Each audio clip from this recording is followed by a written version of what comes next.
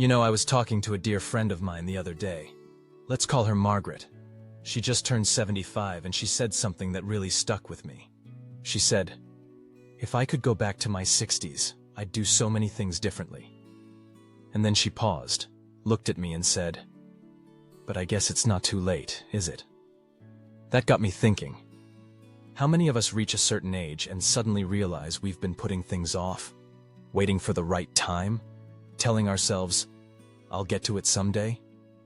But here's the thing. Someday isn't a day on the calendar. And if we're not careful, those little delays can turn into big regrets. So today, I want to talk about the 5 biggest regrets I've heard from seniors just like you. People who've lived full lives but still wish they'd done a few things differently. The good news? It's never too late to start. Let's dive in. Regret number 1. I wish I'd taken better care of my health sooner. This one comes up again and again. So many people in their 70s, 80s, and beyond say, "If I'd known how much better I'd feel with just a little effort, I would have started years ago." Maybe you felt it too. Those little aches that weren't there before. The energy that slips away faster than it used to. But here's the truth. Your body is incredible at adapting, no matter your age. Small changes today can make a world of difference tomorrow. Take my neighbor, Jim.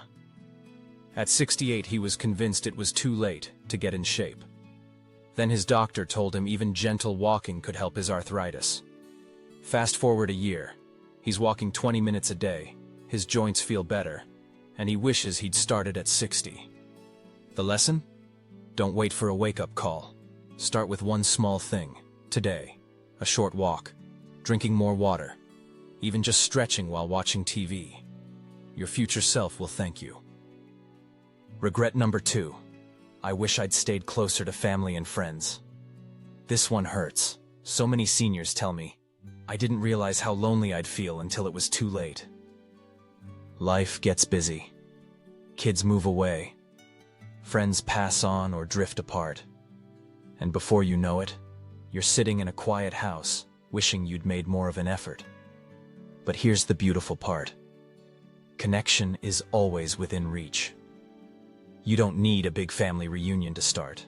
A phone call, a handwritten letter, even reconnecting with an old friend on Facebook. I've seen folks in their 80s rebuild relationships they thought were lost forever. One woman, Evelyn, told me she regretted not fixing things with her sister before she passed. But then she started volunteering at a senior center and found a whole new family there. It's never too late to open your heart. Who could you reach out to this week? Now, these first 2 regrets, health and relationships, they're the ones we hear most often. But the next 3? They might surprise you. Let's keep going. When I asked people about their biggest regrets, I expected to hear about health and family, and we covered those. But what surprised me were the other things that kept coming up. The quiet regrets. The ones people whisper about, like they're almost embarrassed to admit. But here's what I've learned. When we bring these regrets into the light, they lose their power over us. So let's talk about the next 3, because they might just change how you see the years ahead. Regret number 3. I wish I'd been smarter with my money. This one's tricky, isn't it? Money's one of those topics we're taught not to talk about. But oh, the stories I've heard. People who worked hard their whole lives, only to realize too late that they'd outlived their savings. Or those who gave too much to their kids and left themselves struggling. And the biggest heartbreaker? Seniors who say, "I could have traveled, could have had adventures, but I was too scared to spend a dime." Now, I'm not a financial advisor, but I'll share what my wise friend Carl did. At 72, he sat down with a fiduciary. That's a fancy word for a financial pro who has to put your interests first. In 1 hour, they figured out a plan. How much he could safely spend, how to protect his home, and even how to help his grandkids without going broke. Carl told me, "It's like a weight lifted. I finally know what's mine to enjoy." Your turn. If money worries keep you up at night, make this the year you get clarity. Even a single consultation can change everything. Because here's the truth. Your golden years should feel golden, not like you're counting pennies. Regret number 4. I wish I'd pursued my passions instead of waiting for someday. Ah, this one stings. How many of us have a dream we've shelved? Painting, writing that memoir, learning guitar. We tell ourselves, I'll get to it when I have time. But then, we realize time was here all along, slipping through our fingers. Let me tell you about Rose. At 79, she confessed she'd always wanted to sing in a choir, but was too shy. Last year, she joined a community group. No auditions, just joy. The first time she performed, she cried. Not from fear, from wondering why she'd waited so long to feel that alive. Your passion doesn't have to be grand. Maybe it's gardening or bird watching, or finally taking that pottery class at the rec center. The point is, start before someday becomes never. As Rose says, the only regret is not trying. Now, the last regret we'll cover today? It's deeper than the rest, but it's also the one that can bring the most peace if we face it head on. Regret number 5. I wish I'd thought about what I'd leave behind. Not just money or things, but your stories, your wisdom, the way your laughter made a room brighter. So many seniors tell me, no one really knows me, not the real me. And that's a regret we can fix starting today. George, a Wadyabipu veteran, spent years avoiding conversations about his past. Then his grandson asked to interview him for a school project. Those recordings became a family treasure. George told me, I didn't think my ordinary life mattered. Turns out, it's all my family wanted to hear. You don't need to write a book. Start small. Tell a story at dinner. Write a letter to your future great-grandkids. Even jotting down a few memories in a notebook counts. Because here's the secret. Legacy isn't about being perfect. It's about being present, in the lives of those who'll carry you with them long after you're gone. We've covered a lot. Health, relationships, money, passions, legacy. But before we wrap up, there's one more thing we need to talk about. Because all these regrets, they have one thing in common. You know, as we've talked through these regrets, health, relationships, money, passions, legacy, I started noticing something beautiful. Every single one comes down to a simple, powerful idea. Permission. Permission to put yourself first sometimes. Permission to spend money on joy, not just bills. Permission to say, this matters to me, even if no one else understands. And here's what I've learned from hundreds of seniors.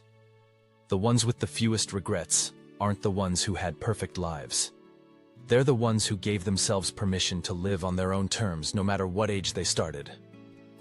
The gift of starting now. Let me tell you about my friend Helen. At 82, she decided to learn Italian.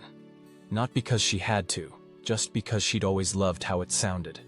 When her daughter asked why now, Helen said, because next year I'll be 83 either way. I'd rather be 83 and saying buongiorno than wondering if I could've. That's the magic, isn't it? Time will pass regardless, but we get to choose what we do with it. So today, I want you to try something with me. Think of one thing from our list that resonated most. Just one. Maybe it's calling an old friend, or finally booking that trip, or even just taking that first walk around the block. Here's your homework. And yes, I'm assigning homework. This week, do 3 things. First, write down your one thing. Second, tell someone about it. Accountability works wonders. And third, take the smallest possible step toward it. Not the whole journey, just one step. Because that's how someday becomes today. A letter to your younger self. Before we go, I want to share an exercise that's changed lives. Grab a piece of paper, right now or after this video, and write a letter to your 60-year-old self. What would you tell them? What would you beg them not to wait on? And here's the twist. Now read it as if your 80-year-old self wrote it to you today. Powerful, isn't it? The things we think we have time to delay are often the very things we wish we'd cherished. But here's the best news. You're still here, still breathing, still capable of so much joy. As my favorite 94-year-old yoga instructor says, you're not old, you're seasoned, and seasoned things have the richest flavor. So from my heart to yours, don't let these regrets be yours. The clock isn't your enemy. It's your reminder that every day is a fresh chance to begin. You've already survived 100% of your hardest days. Imagine what beautiful things are still ahead. Now I'd love to hear from you. What's the one thing you're giving yourself permission to start this week? Drop it in the comments below. And if this resonated with you, hit that like button. It helps others find this conversation. Until next time, remember, the best time to plant a tree was 20 years ago. The second best time? Today. I'll see you soon.